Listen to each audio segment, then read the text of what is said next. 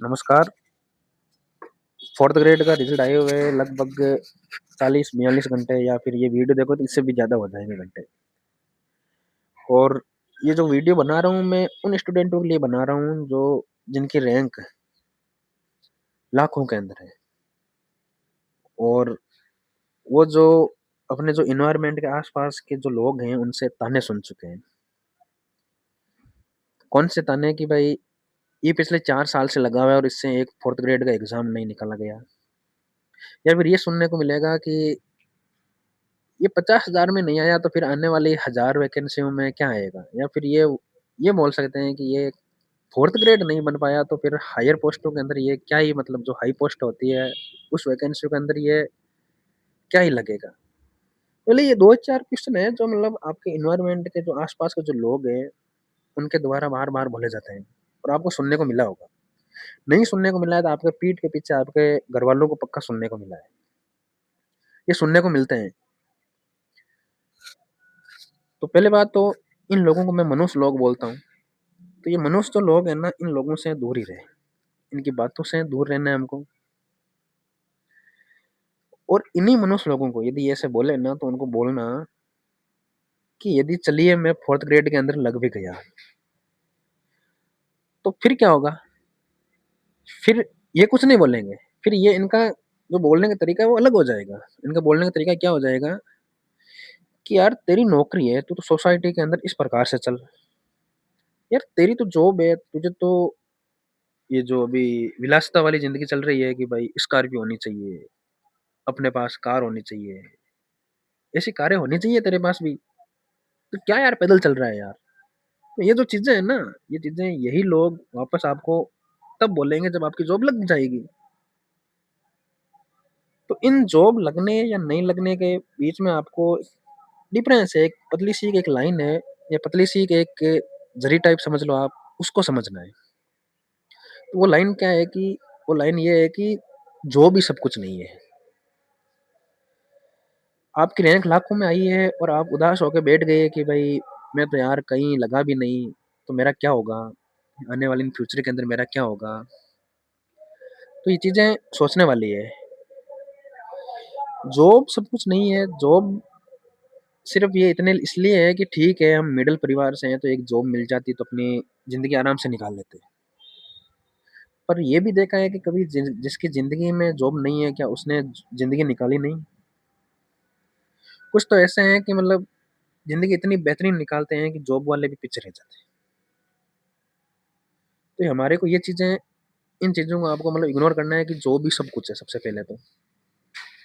हाँ, जॉब के लिए भागना अच्छी बात है क्योंकि मिडल परिवार से हैं, जॉब लग जाए तो ठीक है, पर जॉब सब कुछ नहीं है। ये चीज़ भी माइंड के अंदर कहीं न कहीं क्लिक करके रखना चाहिए कि जॉब ही सब कुछ नहीं है।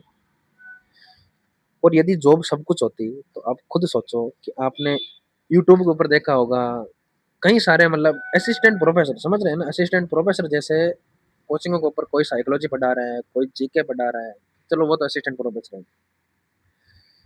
कोई ऐसे भी हैं जो मतलब कोई मैथ पढ़ा रहा है, जॉब लगे हुए हैं, ठीक है ना? ये तो टीचरों की बात है।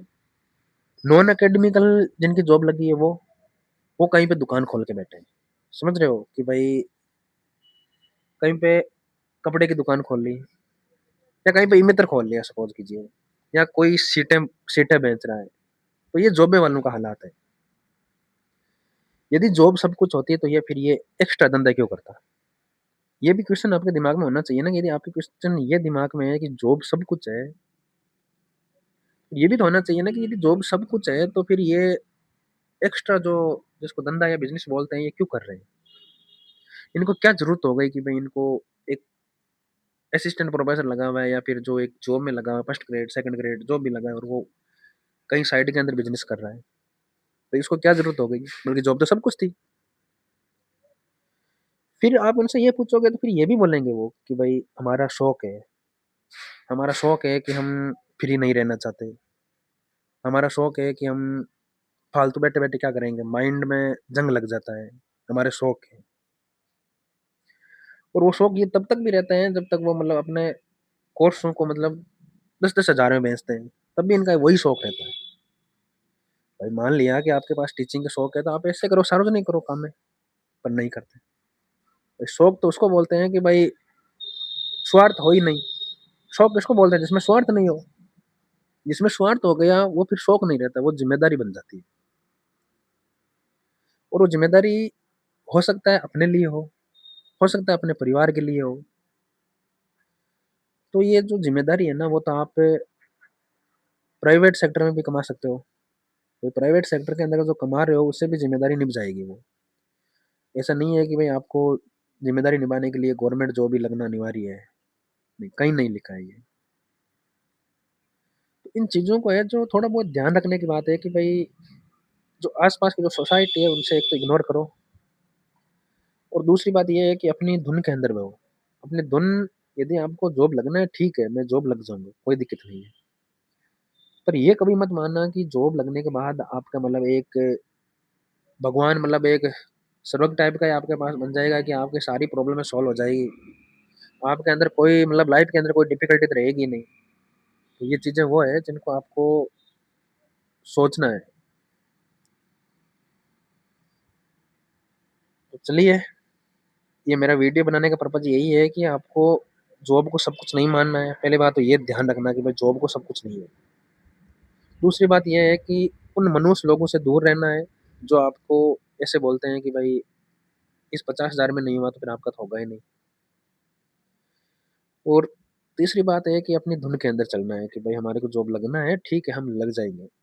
प्रयत्न करना है, नहीं लगी तो भाड़ में जाए। हो जाए तो ठीक है, नहीं हुए तो भाड़ में जाए। धंधे बहुत हैं। इस दुनिया के अंदर ऐसा कोई इंसान नहीं है जो चाह के अपनी ज़िम्मेदारी पूरी नहीं कर सकता, चाह के। तो इसलिए मस्ती करिए पर होश के अंदर करिए, क्योंकि ना ये ज़िंदगी दोबारा मिलेगी और ना ही ये जो आपकी टाइम है ये दोबारा मिलेगा। तो थैंक यू।